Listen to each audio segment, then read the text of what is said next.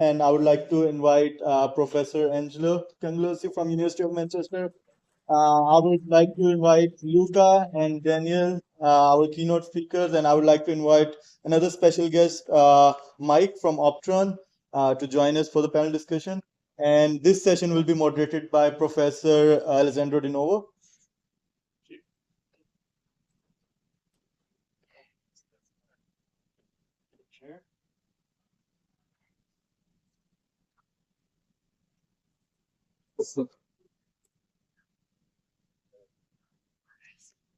All right. Nice to see and hear all this amazing talk. Thank you all for your contribution. Been a great morning. And let's start to debate a little bit on the current state and how do you see the future for neuromorphic. So first and foremost, I'd like to know what neuromorphic means. So for your work and how this offer advantages over the traditional computation and perception approaches. Anyone want to start? I can Yeah, start. yes, you want. We'll just run through it. That's all right. Yeah. To me, neuromorphic means, as I put it there, taking inspiration from neural systems in biology. When I started in the field, it very clearly had a connotation of doing analog low power chips and make those work. But that's broadened considerably to now to include all kinds of other applications.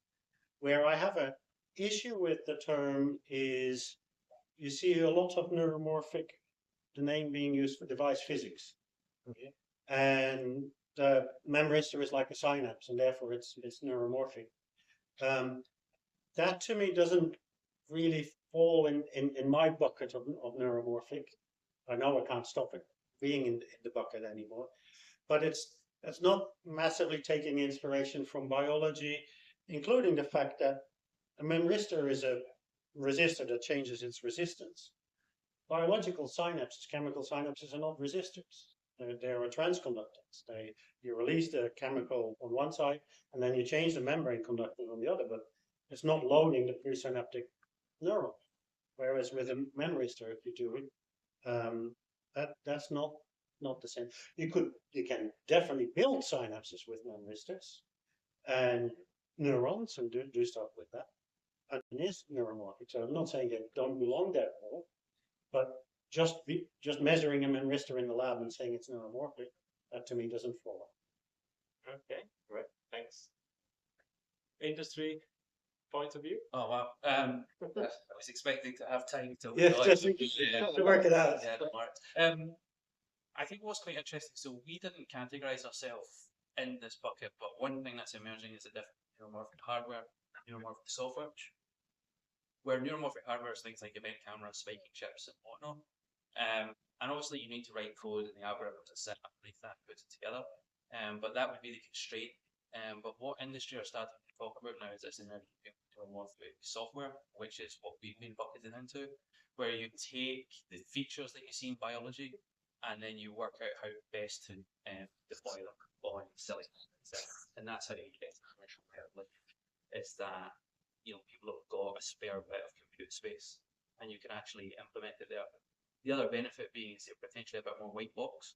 So what you do is you take the features that you see in biology, implement it as code, which you can be predictable and deterministic, and then deploy it so that you can address things like not just commercial viability, but regulations and whatnot. So that's maybe not my opinion, but that's what's emerging in industry definitions. Very valuable information for all of us. Thanks. Well, Angelo, let's go back this way then. I have an interest in robotics. Yeah. A neural network for robotics. So I would widen the term to mean almost biomimetic. So biomimetic robots are robots with, let's say, human-like muscles or bones. Of course, on the neuro side, it will be brain-like.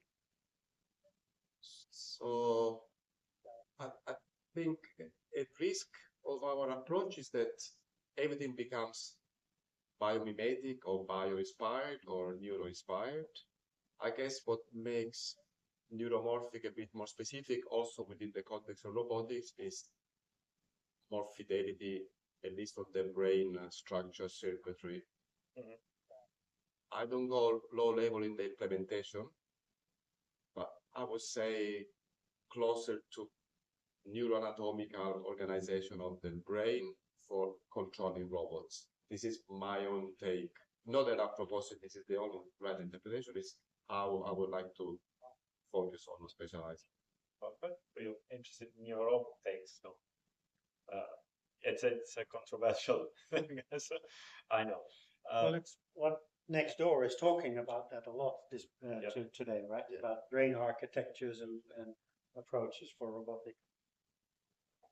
Daniel? Yeah, for me, neuromorphic represents a different sensory input, a different data structure that provides data that isn't easily captured by traditional sensors, and so provides, more importantly, like time-sensitive information that can be used for robotics control. All right. Yeah. Luca. Yeah, so yeah, as everybody said, I think I would say that for me it is something that is inspired by the nervous system. The challenge that I have with its definition is simply as probably also deep learning tools, getting more inspiration for live testing training algorithms where the model constantly is adapting. And I think we need to make this shift at some point. We say that we are close to there, and I really struggle to make guess. So I'm replying with a question, but yes.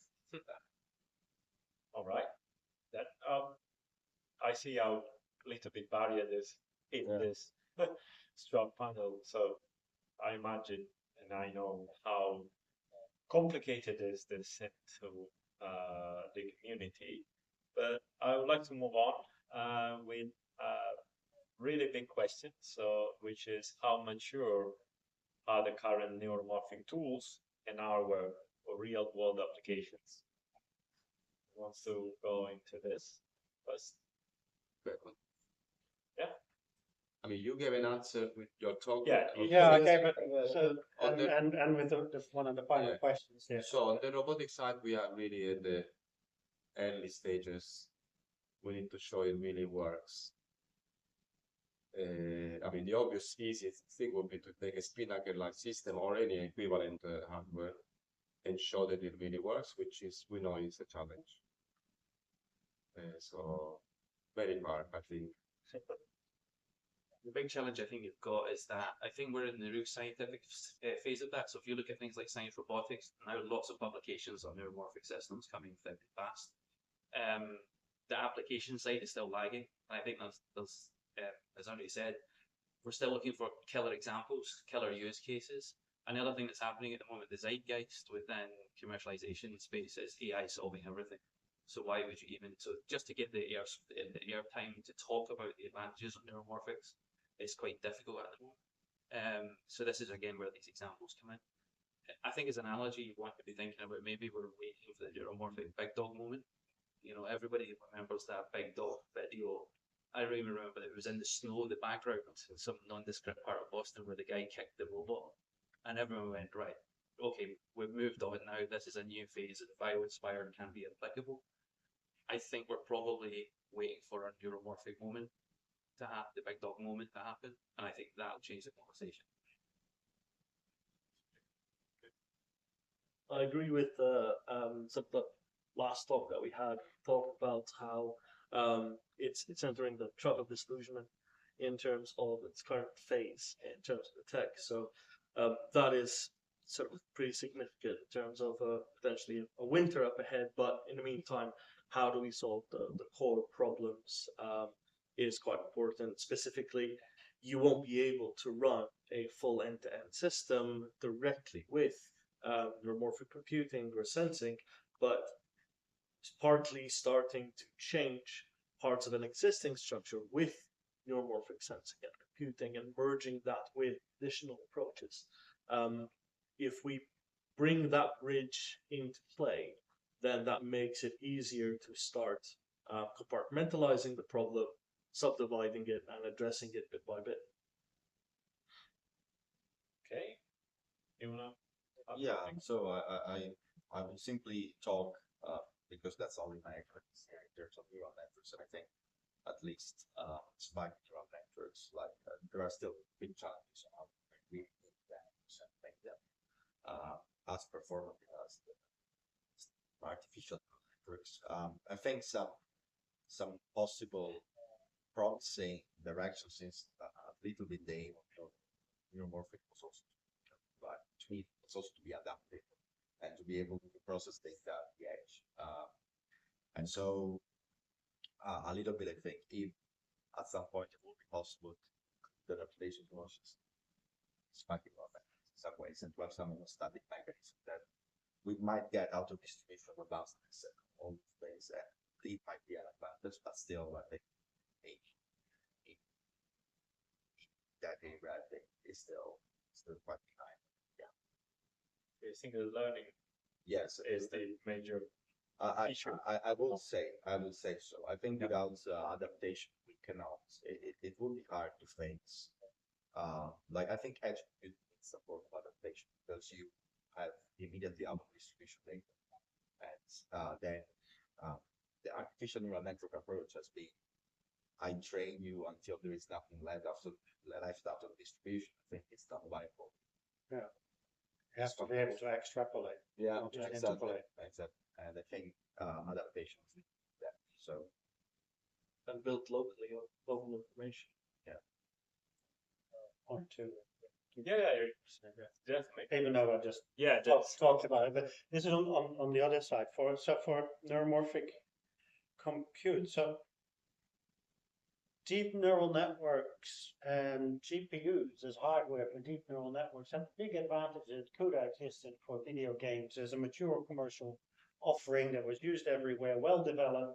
People knew how to use it, how to write software in a file that then ran on the GPU. That doesn't exist for neuromorphic compute yet. There's no, you have SNN torch to do spiky neural networks, PyTorch framework and so on, but it still doesn't compile your stuff to run on the neuromorphic hardware. And every piece of neuromorphic hardware that we get developed, whether it's Spinnaker, LowEE, Deep South, they're all different and they'll all have different interfaces and so on. So it's not easy. That threshold of starting to develop in one of these pieces of neural network or neuromorphic hardware is still way too high, and that's a big hurdle. And GPUs overcame it because there was a commercial reason for doing it. We don't have that yet. Yes. Yeah, to sort of continue on that is that now that incumbent is in place, actually, in order to get into the market with neuromorphic hardware, you have an even bigger impedance. Yeah, you need resistance to do so. you have need that to full build the system. compiler too, basically, and maybe the IDE and Make it better and than what a NVIDIA does. library and all those things. so I would say it's really interesting because it's also related to the type of neural network that research. That's really linked to the things that we can do with PyTorch and stuff. So the easiest way to do this is simply to stop. Yeah, because that's what the exactly, code allows you to do. exactly as easy as possible. Yeah, I'm thinking of the parallel. I mean, of course, this I anticipate you start discussing next question, which is what is holding back the actual application in industry. Okay, right. So you already get the answer to the next question. But I'm thinking what NVIDIA did, and what they have done is also to invest a lot on this. They were giving out free graphic cards. They were even supporting technicians for the labs and paying for conferences and other researchers type of investment that they have done to make it a product that then was used everywhere. So this was the big push that made the researchers use that product because it was more easily available rather than going with other alternatives, the open version or creating new ones. So I think, well, this could be also the question then now. Do you think we need a big industry? It could be IBM, it could be Intel, it could be AMD, or it could be NVIDIA itself that moves toward neuromorphic hardware, or it could be emerging from a new spin-off, or what is your take on this? Do we need an NVIDIA-like investment for neuromorphic? Yes. Sure. But it would well be a new spin-off in my view. We've had IBM try it with True North. We have Intel still doing it with Loihi. We had Qualcomm in the mix for a while and so on. We have current startups or companies that are running like Inatera, Synsense, BrainChip. They've all already had several rounds of investments. I don't think they're going to raise the type of investment you need to be able to put such a big push in there. You really would have to find somebody who believes in that, who has a lot of money to push that. But yeah, the big companies that gone there tried it. Most of them have stopped doing it. So Intel has invested a lot in this neuromorphic research community. But they don't have that much to show. Yes, it's a nice community. It's great they've done it. But it's still just sitting there with the same set of academic users, no products. Any insights from the side? So I mean, that was a multifaceted question, right? And Yes. what's stopping it getting deployed at the moment? I think it's still too experimental. So we have had contracts that we've won because we're not using neuromorphics directly, because companies can try stuff out really quickly on standard compute and standard hardware. Also, stuff's not. I'll show a project tomorrow that we were doing with the European Space Agency, and they have a requirement for things to be radiation hardened and whatnot. So the type of things they want to be doing is actually quite old tech, that they're using. So I could see people's eyes lighting up when I told them it runs on low old tech. They were like, right, good, you're in. So that would be a very quick answer. But then in terms of the solution, I think the option maybe to look at is someone like Boston Dynamics again. But Boston Dynamics took a shed load of funding from DARPA. So they were basically bankrolled by DARPA for a number of years to do fundamental research as a company. They're still not making money actually, so they don't really have a sellable product. They make really cool YouTube videos. People have argued that that's pretty much their major output. But what they have done is they moved the industry forward. So all these humanoids that you're now talking about running around pretty much owe their foundation to what they were doing. So the investment didn't come from private investors. That was quite interesting, but it came from government funding. It could be that it has to go down that model. So it might be a spin out that's been funded over 10, 15 years by governments that are going to actually push this forward. And I don't think it's going to come from people like NVIDIA, because they're quite wedded to their model. They're very siloed at the moment. Why would Silicon Valley change from the data model that's been working really well for the last 20 years to this thing? I think there's a real opportunity there actually for someone to go in and disrupt it. So are you suggesting a DARPA-like model, which means part of the new defense investment should go into technologies like neuromorphic? So I guess I'm just pointing out that the most recent example that I can think that really has created a new industry, and that's what I think the neuromorphic stuff would actually do, is would be Boston Dynamics. And if you look at their history, they had to do so much fundamental research that it didn't come from private investors, and that came from government funding. So I think there's still so much science still to be done. It would be at that level for the technology we're talking about here to be deployed. So yeah. I think at the moment, with the success of AI transformers, we have a challenge but an opportunity. The challenge is that everybody wants to use a transformer, and you need a GPU.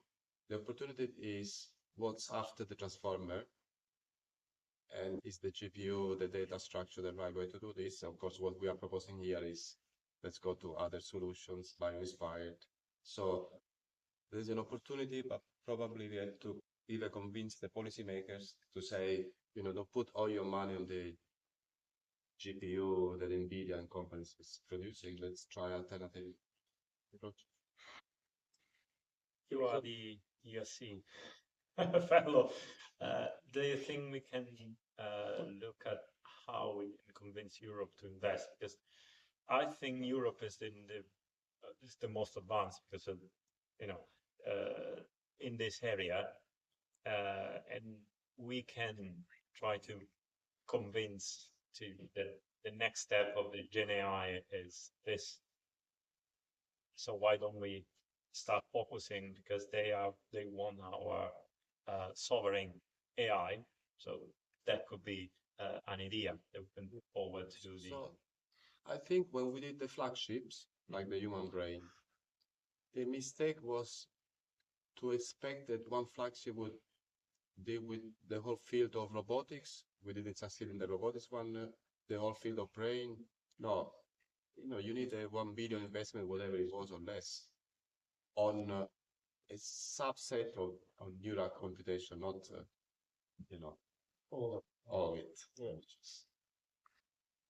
And you have to be able to demonstrate, of course, the what is the end goal with neuromorphic sensing and computing. What does it bring that will or could effectively replace the current approach and provide a better service or a better state of the art to a level that merits that investment, of course. Yeah, at the moment, a lot of the rhetoric there is on neuromorphic. It's going to be lower power. Fine, but you first have to show that you can do the task well. Yes. A rock is low power too, but it doesn't do much. Exactly. Exactly. Could I try to change my answer a little bit as well now that I've had the chance to think? I should say I said it was DARPA. I was using that as an example, I guess, of long-term, high-level investment. The other field that's happening is quantum. So you do have VCs and companies going in there. Quantum in space, probably. SpaceX have had quite a lot of money, private investors. So although I used the example of DARPA, that would be an example of big investment, but not expecting a return for like 10 years. I think that's where we need to be. Neuromorphic and quantum can coexist. It's trying to find the right space for that. So adding probably in that direction, because this is what the politicians say. So quantum is the next, but that's a very long. It's longer than the neuromorphic. I see that. But we need to explain this is the next step and needs but You would do a company with a quantum sensor and neuromorphic compute for space applications, right? And We're you good. give Yeah, we're quite just retired next week. But just to be more practical, I think Daniel already mentioned the hybridization. Do you think the hybrid systems that combine neuromorphic elements with conventional AI are a solution? And if they are they transition toward a fully neuromorphic, or will be the long-term solution? I mean, I would say on the first part of that question, hybridization absolutely has to happen, because you cannot take something that is giving results, which is using multiple AI models with LLMs or single VLA, and completely change that and tell someone, yeah, no, forget that. Use this, it's newer, and it can do the same thing. So you have to take the approach where you do it piece by piece, and that sort of ties in also with the stage that neuromorphic currently is in, where there's science still happening. Whether it becomes an end-to-end neuromorphic, that's up for debate. That's up for what the research eventually uncovers, I would say, and for all the pros and cons that would result from all the engineering that still needs to happen. So that I would say is open-ended. Anyone want to try to answer is there will be a fully neuromorphic future or not? Will still be hybrid? Well, like the only thing that I would like to say is like with LLMs, yeah, that is an opportunity, but I think there is no chance that in recent time there will be an LLM normal terms of 10 years, 20 years. I don't know. I still struggle to think about it, and I think anyway we don't need to like. I find it weird that perhaps there is this need to implement this large language model neuromorphic computing. Perhaps neuromorphic computing can like it will find its application in another way, sensing navigation. You might end up implementing LLM like architectures and neuromorphic hardware, if there are advantages to do so. At the moment, don't. They will upfit it to GPUs, run them on that. But you would have hybrid systems. Your phone is a massive hybrid system already. You know, there's all kinds of processes for face recognition, all kinds of things in there that are hybrid, and those systems will be there. And also, you're not going to use neuromorphic processing anytime soon to do word processing on a laptop, I think. Right? There's tasks that certain things, like quantum computing and neuromorphic computing too. Quantum will do very different tasks to neuromorphic workloads, to standard CPU and GPU workloads.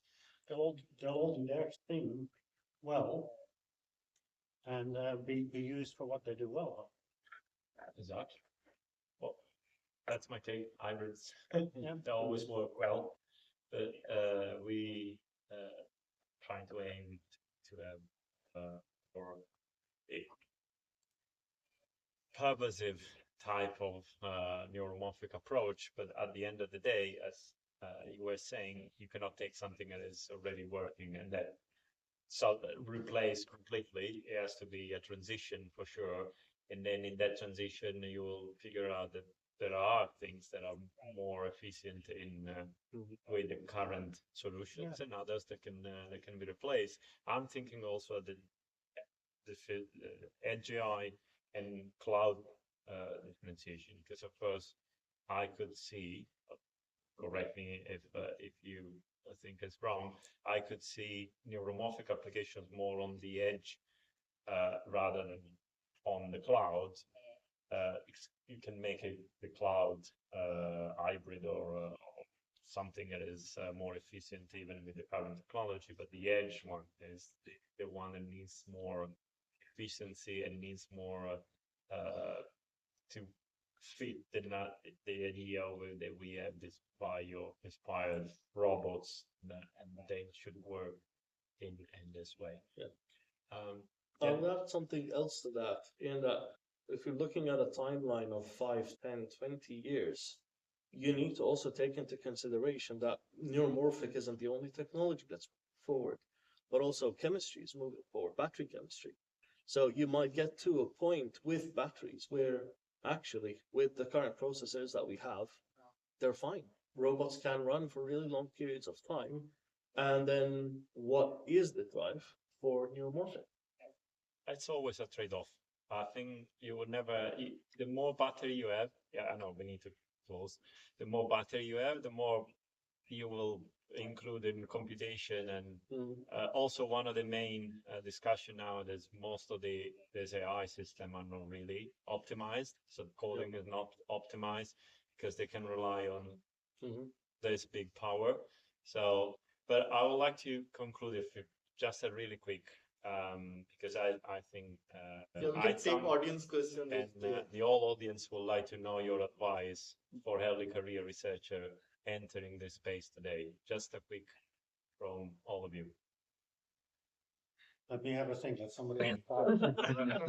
Apart from be brave and I'm an early Good luck. What can I say? what is your experience so far? How difficult it was to enter this space? Did I enter?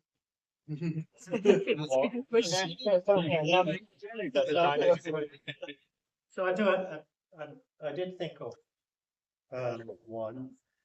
You see a lot of people entering the field as academic researchers, and So the model you think about is ultimately you become a professor and you run your lab and it's named after your family name or whatever, right? The Van Schaik lab. You see that a lot in Europe and in the US as well. I hate that model, frankly. I just like to see a lot more collaboration and a much looser group, not this triangle with the boss at the top and everybody. So this collaboration is where a lot of the ideas get generated, and a lot of the research happens because people with different skills get together. So keep that in mind if you're entering the field. Really look for lots of collaborations. Interdisciplinarity. Yeah. Yeah. Agree. So my bold advice would be don't work on transformers, work on the future of AI, and neuromorphic is one direction. Let's be bold. I know it's It's too extreme. Work on transformers while you're working on the bomb. My transition was I didn't even finish my PhD. I left that halfway to open a company, so I don't have much to say in terms of early career researchers, but except for entrepreneurs then. yeah, maybe and early entrepreneurs for sure. It's always interesting to watch out for what are the new problems, what are the new areas that can be explored, and sometimes academia doesn't move as quickly as the industry would need in order to approach those areas. So sometimes you have to do a bit of analysis on which direction you head. Okay, good suggestion. Really So tough now question, then right? we can open. I guess really quickly, I was trying to think back about like what worked and what didn't work, and what didn't work was planning. A lot of stuff happens and opportunities are just doing the next best thing really well. I mean, it's really, Andre said earlier, like making predictions is a fool's game, right? Yeah, so you want to be opportunistic. Yeah, I never expected to be in a spinner. I came here, I was working on a grant on insect navigation, and now I'm working in a robot company. And I'm on leave from the university. Like, who thought that was even a thing? And all of those things sort of happened rather than they were planned. This would not have been in my career plan 5 years ago. So that's a really great one. I mean, be ready. yeah, maybe it's not don't plan. Plan, but be ready and be flexible. Because this is a very fast-changing field. I mean, AI in general. I mean, it's changing faster than many other fields. So you need to be ready. You need to have a good look, and when you go to conferences, see what is happening, and try to be always open with your mind. I have another really basic one for an early career one. Don't be shy. Yeah. I see quite a few at conferences and workshops like this, where you're an early career researcher or a PhD, finishing your PhD, being very shy to approach people and talk to people. Actually, the bigger a network you make, if it is you, but the bigger the network of people you know, right, the more chances are going to appear. And then you can be opportunistic for take the chances that if nobody knows about you, they're not going to come for you. If they know about you, they might go like, hey, I've seen your work. We've got a position that's ready made for that work. But that won't happen if they don't know about you. Good, great. So now don't be shy. Ask your questions. questions. I think we can take a few more minutes before lunch. Thank you. That was a super interesting panel. So one thing I've been thinking about, and just a bit of context, in my background in science, I was a neuroscientist and I did my postdoc in Alessandro's lab, so I'm computer science a bit later. And everything I ever learn about computer science is I relate it back to the brain. And I struggle because most of the computer science that I've learned, even artificial neural networks or transformer model, it's all neuromorphic to me. It's all brain-like. It all comes back to how the brain works ultimately. And so we talk about the definition of neuromorphic. And sometimes I struggle because I wonder, are we artificially narrowing it too much? And actually, like, there's so many computer chips now which are massively parallel, or they co-locate memory and compute. So maybe there's a definition Yeah, I'm just curious about your opinion on how non-human.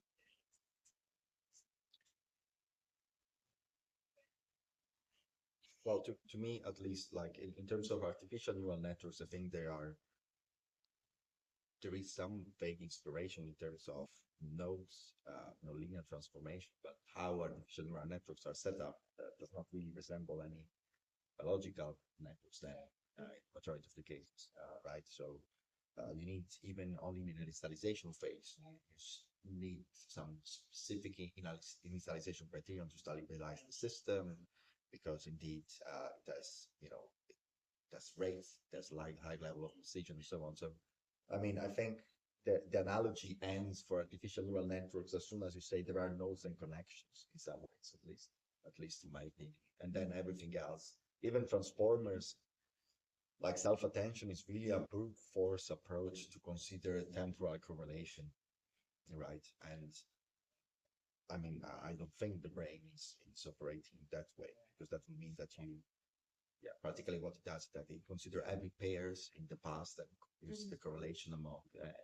It will be also too expensive probably. So that's my take, at least for artificial neural networks. That yeah.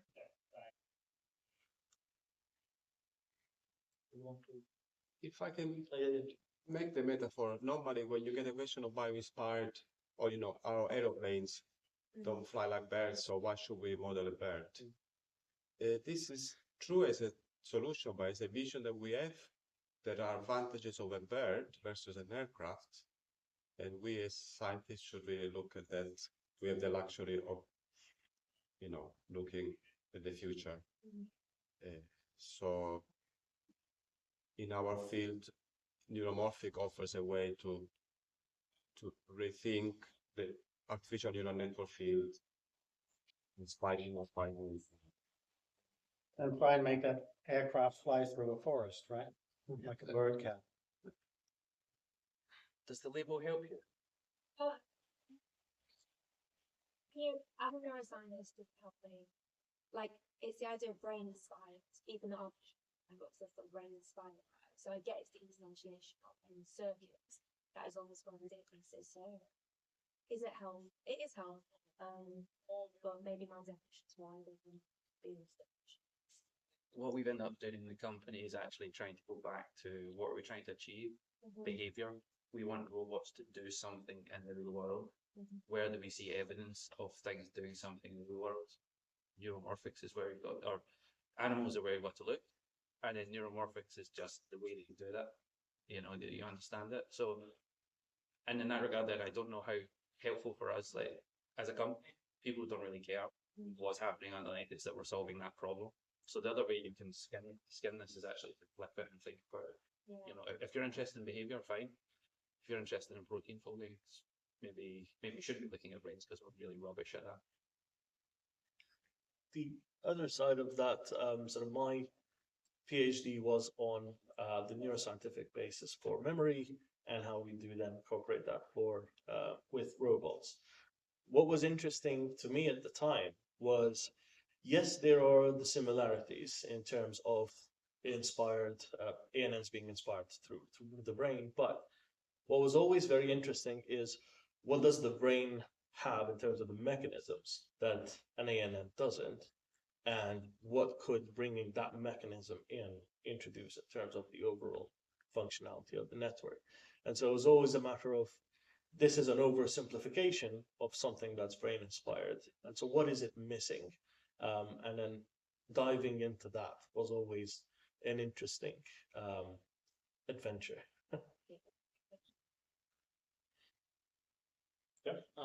So I have like a practical kind of question. So, according to your understanding, what do you think could be the most promising application? Like, if you think crazy, like wild, what could be for example, Transformers was like the crazy point where after everything like LLMs and we got so many things. What could be that area in terms of neuromorphic perception, that if we achieve that, or if we do the prototype of that, then there is a possibility that it could go boom?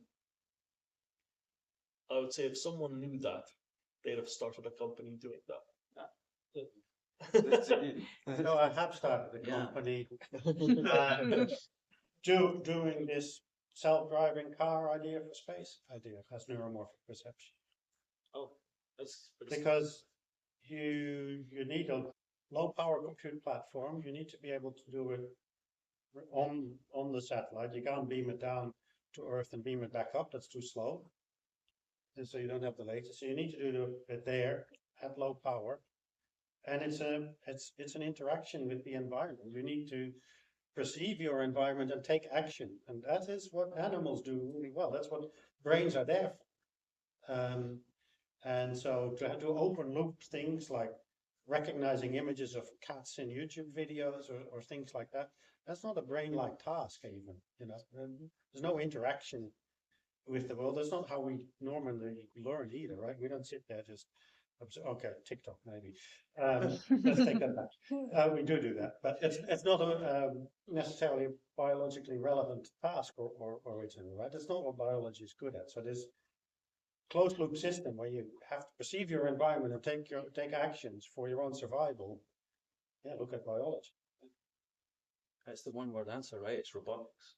Like we did start a company to do exactly this, but brains, if there's a really good TED talk by Daniel Wilper, and he basically stands up and says brains have evolved for one thing, and it's moving bodies. He said the only thing a body does that is in motion is sweat. Everything else from speaking to walking around, whatever, and all of the brain functions that we have in terms of long-term memory, complex planning, understanding language, is all in the service of moving the body around. So when you've got that, then neuromorphics, moving bodies around, robotics, it's all the same guy.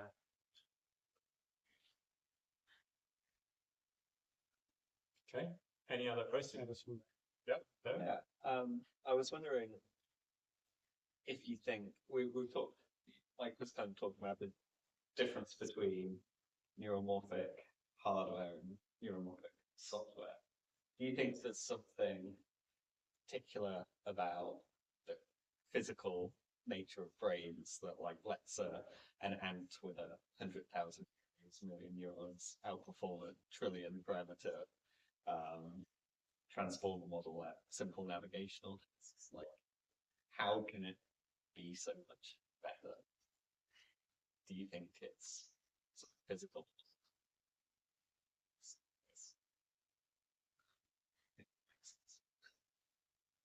And Joe works at the same company as me, so I feel like I shouldn't answer this one. Or we should discuss it. I mean, I don't know if one of these guys, I can, but if one of these people would take, or is it for me, Joe, or is it for Neil? Yes, one of you guys can move. And well, what we argue a lot around is that we can extract the key features, right? Is that you don't need to. Biology is constrained by its chemistry and it has a wet brain with spiking. I think there's fun scientific questions about what are spikes for. Parts of insect brains don't spike, for example. They pass straight conductances through. So it might be that it's, sparsity, it might be low power, it might be moving stuff over space. I think those are really cool scientific questions. How you implement them when you've got a piece of silicon real estate, it may or may not make sense. I'm actually pretty agnostic to it. I think there's some fun science to have. Anything? Yeah, I think it is. It's really worth studying those structures and how they operate and what functions they do. And can you break it down? That's the big question, because from an engineering point of view, to work out what they do, it's nice to be able to create modules, right? Hook them up. This does this, this does that. And while this is doing that, it's not influencing this, it's just taking, and it's not probably how the brain works. So then it gets quite quickly very complex. But that's maybe where the power is, and maybe we don't have all the tools to write that down either. But that's definitely worth looking at that. Yeah, that to me, it's perhaps brain is much more and also modular and adaptive, and I think to me it's really these three components probably it's what all ANNs are missing now, and in particular I think the concept of modularity and adaptation. Like I think adaptation. I'm coming back to that, but it's really something overseen in some ways, because how would you expect your model to generalize if it's a static function well to a changing environment? or and modularities for surely will provide robustness system. So I think those are key advantages. Thanks. I think we need to go for lunch actually. Well, I have another question, but I think because we're going to come back at two. So. Yeah. Yeah. Let's yeah. There was I would like dropped to our question. suggestion then. Yeah. All right. Thank you Thank all. you. Thank you all for